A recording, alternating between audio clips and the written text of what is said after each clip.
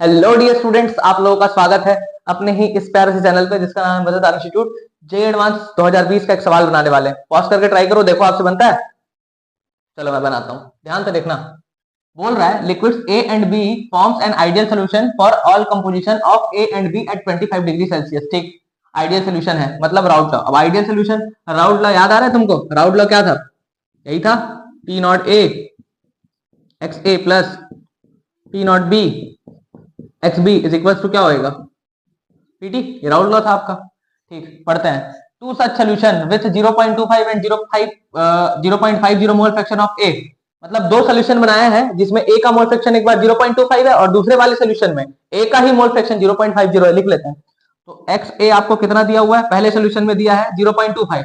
0.25 मतलब क्या हो जाएगा? 3/4। अच्छा, अगर एक्स ए इतना है तो एक्स बी क्या होगा बताओ? 1 माइनस कर लो, तो 1 माइनस 3/4, तो ये कितना हो जाएगा? 1/4। ठीक, ये हो गया। दूसरे सोल्यूशन में 0.50 दिया हुआ है मोल फ्रैक्शन। देखो दूसरे सोल्यूशन में, तो एक्स ए डैश लिख लेते हैं इसको। एक्स ए डैश की वैल्यू कितनी दी हुई है आपको? 0.50 मतलब 1/2। तो दूसरे वाले में एक्स बी डैश, इसकी वैल्यू क्या हो जाएगी आपके पास? ये भी 1/2, तभी तो 1 होगा ना, 1 माइनस 1/2। अरे यार, ये वाला फॉर्मूला पता है ना mole fraction? X A plus x B is equal to 1 होता है ना, तो यहां से आ गया।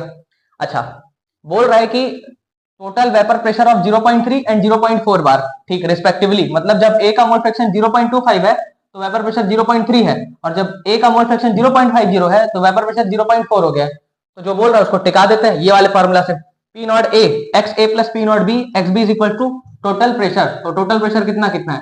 टोटल प्रेशर पहले कितना है? ये 0.3, तो 0.3 लिख लो। तो 0.3, और ये 0.3 कब है? जब ए का मोल फ्रैक्शन 0.25 है। तो ए का मोल फ्रैक्शन 0.25 मतलब ए का मोल फ्रैक्शन कहां गया? ये देखो 3/4, 0.25 का मतलब, तो 3/4 इंटू पी नॉट ए। ए का वेपर प्रेशर तो पता नहीं है। अच्छा, अगर ए का मोल फ्रैक्शन 3/4 है तो बी का कितना होगा? 1/4, और यहां पर क्या आ जाएगा? P not B. ठीक, दूसरे केस में मोल फ्रैक्शन आपको 0.50 दिया है और वेपर प्रेशर कितना दिया हुआ है? 0.4। तो 0.4 इज इक्वल टू क्या आ जाएगा आपके पास?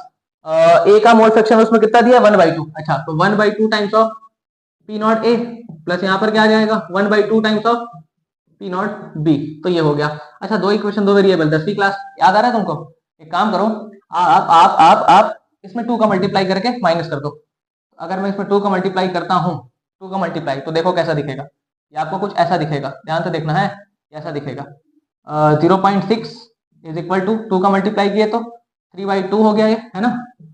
पी नॉट ए प्लस यहाँ पर क्या आ जाएगा? ये हो जाएगा 1/2 पी नॉट बी। ये हो गया, और नीचे वाला वैसे ही रहने दो। तो 0.4 is equal to 1/2 times of P not A plus 1/2 times of P not B. अब देखो माइनस करो, तो जब इसको आप माइनस करोगे तो आपको नहीं लगता कि ये वैल्यू कट रही है? देखो सीधे 0.6 माइनस 0.4, ये तो 0.2 आ गया।